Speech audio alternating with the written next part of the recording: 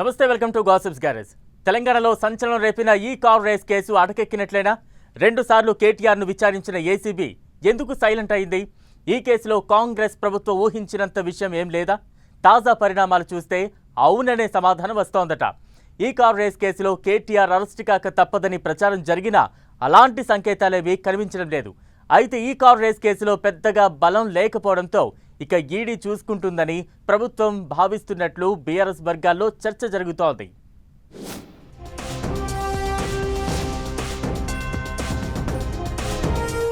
Hyderabad formula ఈ car race case Telangana రాజకీయాల్లో సంచలనం రేపిన సంగతి తెలిసిందే. ఫార్ములా ఈ కార్ రేసు వ్యవహారంలో పెద్ద ఎత్తున అవినీతి జరిగిందని, నిబంధనలకు విరుద్ధంగా కోట్ల రూపాయలను విదేశాలకు తరలించారని కాంగ్రెస్ ప్రభుత్వం ఆరోపించింది. దీంతో గత బీఆర్ఎస్ ప్రభుత్వ హయాంలో మున్సిపల్ శాఖ మంత్రిగా పనిచేసిన కేటీఆర్తో పాటు పలువురు ఐఏఎస్ అధికారులపై ఏసీబీ కేసు నమోదు చేసింది. కేటీఆర్ పేరును ఎఫ్ఐఆర్లో నమోదు చేయడంతో ఆయన హైకోర్టును ఆశ్రయించారు. తనపై ఏసీబీ నమోదు చేసిన ఎఫ్ఐఆర్ను క్వాష్ చేయాలన్న కేటీఆర్ పిటిషన్పై విచారణ జరిపిన హైకోర్టు విచారణకు హాజరవ్వాల్సిందే అని తేల్చి చెప్పింది. దీంతో ఏసీబీ విచారణకు కేటీఆర్ హాజరయ్యారు. ఇదే వ్యవహారంలో ఈడీ సైతం కేసు నమోదు చేయడంతో ఈడీ ఎదుట విచారణకు కేటీఆర్ హాజరై సమాధానాలు ఇచ్చారు.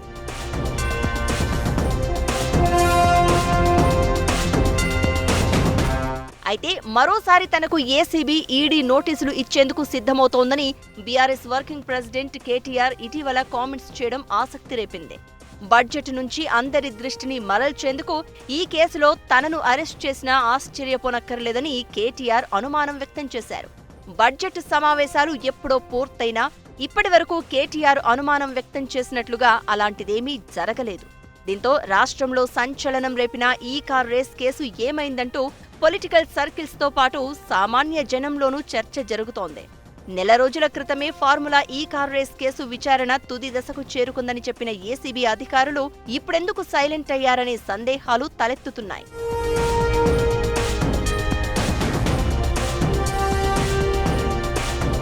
అయితే గులాబీ పార్టీలో మాత్రం ఈ కార్ రేస్ కేసుపై భిన్నమైన చర్చ జరుగుతోందట.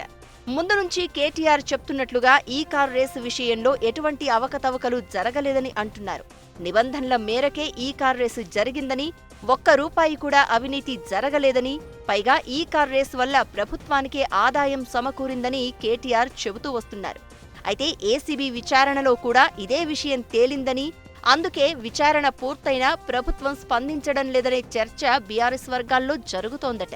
ఇదే సమయంలో కాంగ్రెస్ పార్టీలోనూ ఈ కార్ రేస్ కేసులో కేటీఆర్ అరెస్ట్ అవుతారనుకుంటే ఇలా తాత్సారం చేస్తున్నారేంటన్న చర్చ జరుగుతోందట.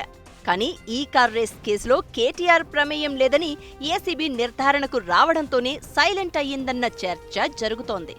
ఇక ఈ కేసులో ఈడీ కూడా ఎంటర్ అయింది కాబట్టి ఏదైనా ఉంటే ఈడీ చూసుకుంటుందిలే అని ప్రభుత్వం లైట్ తీసుకుంటుందన్న టాక్ వినిపిస్తోంది.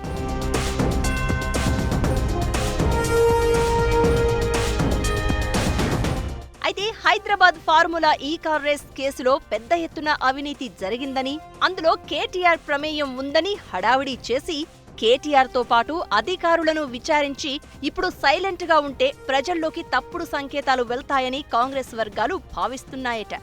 ఈ కేసులో ఏం లేదని, ఇదొక ఒట్టి లొట్టపీసు కేసని కేటీఆర్ చెప్పినట్లే జరిగితే రాజకీయ కక్షతోనే ఇబ్బందులకు గురి చేశారన్న ఆరోపణలు వెల్లువెత్తుతాయన్న ఆందోళన సైతం కాంగ్రెస్ వర్గాల్లో నెలకొందట. అందుకే తొందర పడకుండా ఈ కార్ రేస్ కేసులో ఈడీ ఎటువంటి చర్యలు తీసుకుంటుందో వేచి చూడాలని తెలంగాణ ప్రభుత్వం భావిస్తున్నట్లు పార్టీ వర్గాల్లో చర్చ జరుగుతోంది.